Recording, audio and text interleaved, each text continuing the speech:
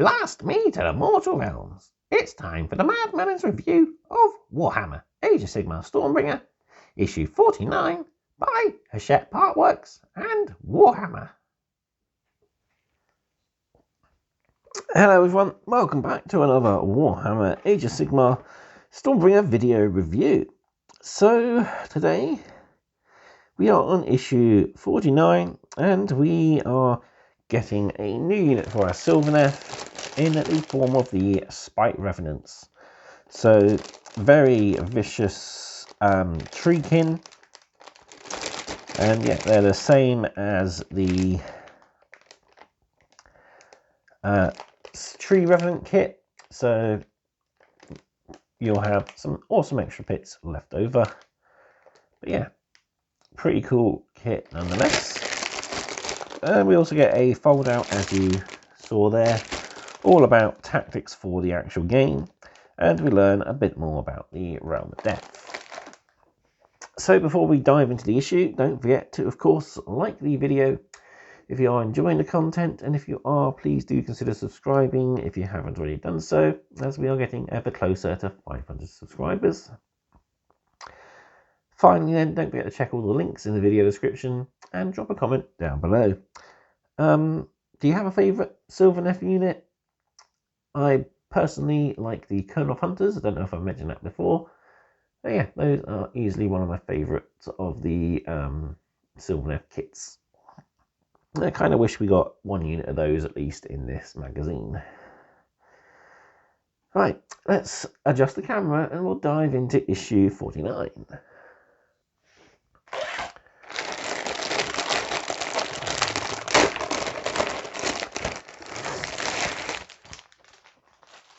Right, so first off we've got our magazine. We've got Dryka there. She's the head of the Spite Revenants of Sylvaneth. She was once a leader of the Dryads, but has now been enhanced in her new tree form. And yeah, pretty cool kit. I've actually got her waiting to be built and painted. Yeah, nice model. And we got our frame. So we've got 5 32mm bases for the models. And we have the actual frame itself. So I'll zoom in just a tad. And it's the same we had in the previous issue with the Tree Revenants. So nothing very new here. We'll just be building them up a different way. So the Spite Revenants have a different type of body. They have an additional claw as opposed to a spirit weapon. The champion is female with a rather vicious looking tree limb. And she has a viney loincloth there. We don't have a unit champion or a... we do have a unit champion, sorry. We don't have a musician or standard bearer, so we won't be using those components. And we use these rather vicious looking heads. As you can see, there's the champion's head with fangs bared. And all the others look just rather sinister elves. They're not too far akin to the Idoneth Deepkin, but yeah, pretty cool. And we can see the arms, so we've got 5 to make up 5 regulars, or you can indeed add that unit champion to a unit. Pretty cool unit. They really turn out to be the best when you are running them with Alaria with Dryka. But yeah, otherwise they are a pretty cool unit. We'll see what they do in game in the issue when we get to their rules page. Yeah, it's a brilliant kit. Definitely going to be building up more of these guys for my collection. Right, into the issue we go then.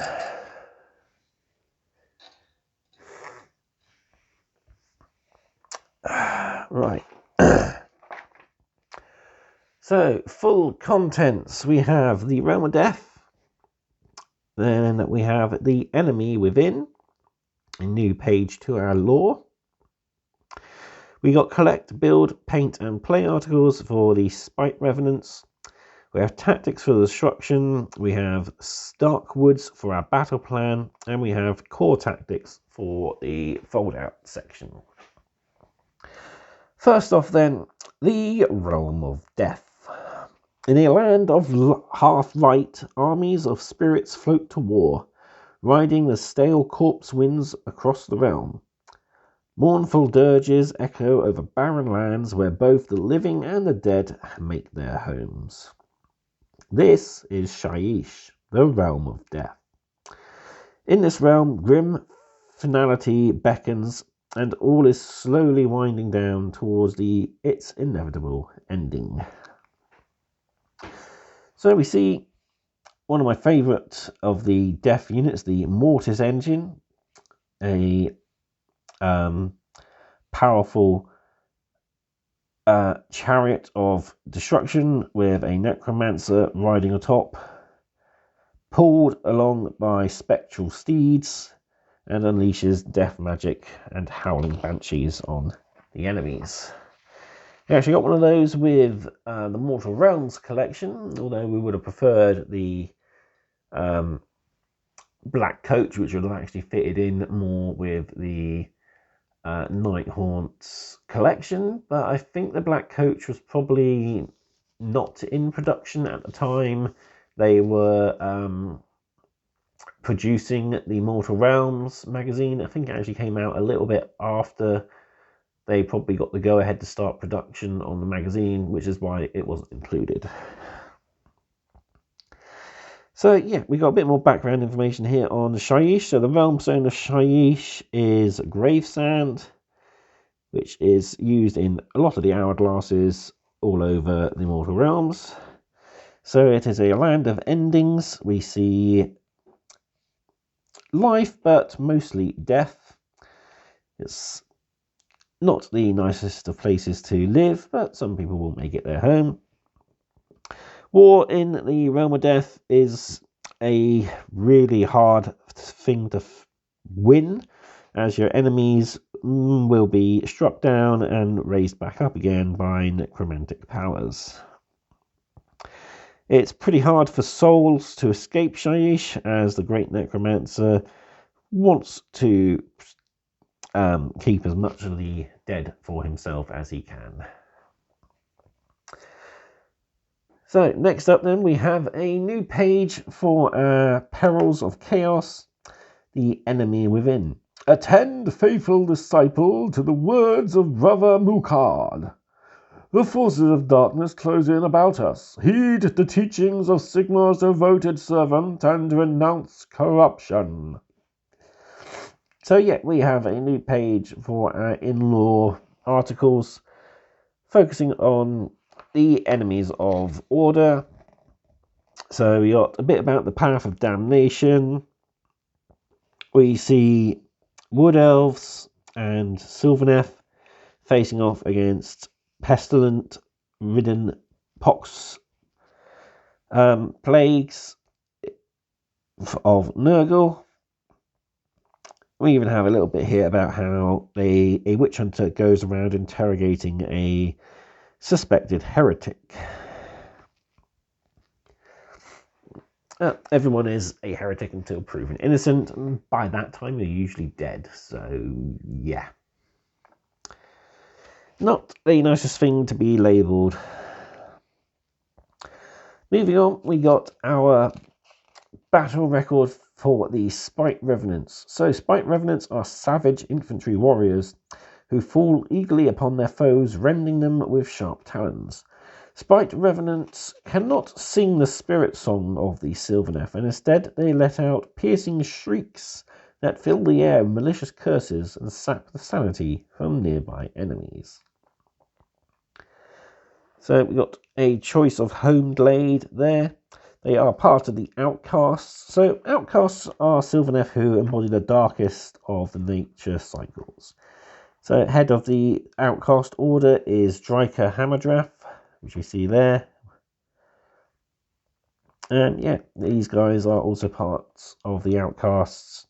As it says, they can't actually sing the nature songs and instead make up words and sounds as they go along. Finally, we have unit traits. We can name them, and we also have great deeds that they might have achieved in battle. Building these guys will be much the same as how we built the Tree Revenants, with a few differences. So we have the choice of a right arm. We also have the big vicious left arm, which is made up of 2 components. We have 5 alternate heads for the basic Revenants, so 2 of 41, 2 of 42, and 43. And then we build our unit. So we have the Shade Stalker, which is the champion. So we have the female torso there with the head and the loincloth, part 71. And we build her up like so. And then we just build up the other remaining torsos and choose a head, arm, pair, whichever you want to build them up. And then we have a unit.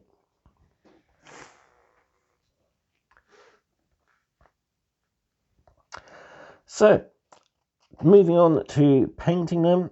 So we want to start with a dark undercoat, and in this case we're using Abaddon Black. Then we're dry brushing over the black with Catch and Flesh. And we apply a bit of a stronger base coat over the branches and vines. But yeah, we're aiming for a rather dark wood effect. Then we're using Corax White to pick out the spirit body, Auric Flesh to pick out any of the tree details and the claws on the arms, Wraithbone to pick out the joints and any bits of rope, Rule of Brass for the metal trinkets, shading over the brown wood with Nuln Oil, the green wood with Aphonian Camera Shade, the spirit body with Griffcharger Grey, Skeleton Horde on the ropes and just the ropes actually, and Agrax Shade for the joints, and the Runelord Brass details. And there we have our finished unit so far, and yeah, looking good. Certainly one way of doing it.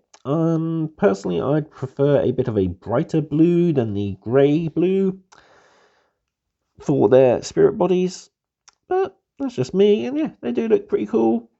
As I said, not my favourite. I don't know if I've said it actually. Not my favourite of the Sylvaneth units. I do prefer the Tree Revenants over these guys. But yeah, let's see how good they actually are by looking at their rules. Excuse me. So we have a movement of 5, a 5+ save, bravery 6, and 2 wounds. They have 3 attacks with their cruel talons on a 3+ to hit and wound.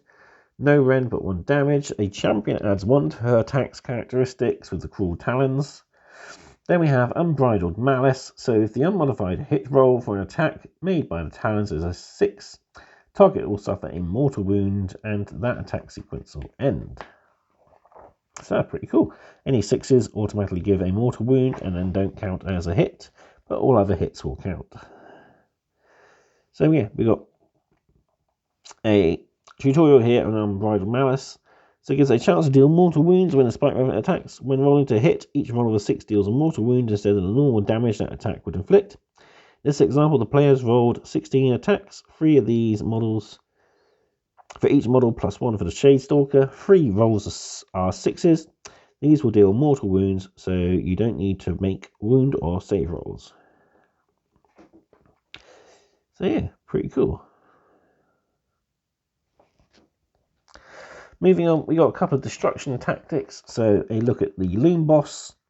So he's a good support character and has good defense, but has a low wounds characteristic as he is only a grot.